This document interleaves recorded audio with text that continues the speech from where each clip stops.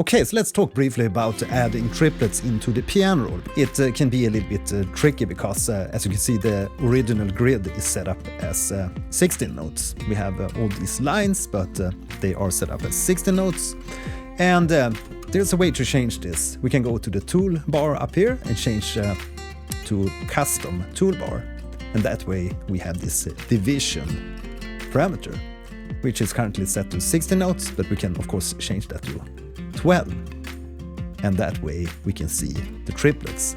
And it's gonna be much easier to insert notes as triplets.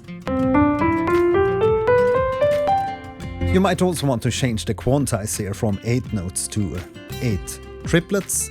And you might also want to change the snapping here from smart to 8-note triplets or 16-note triplets, depending on what kind of triplets you want to play with here in the piano roll.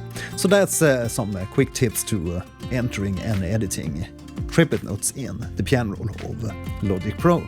Thanks for watching today. My name is Matthias. See you in the next one. Bye.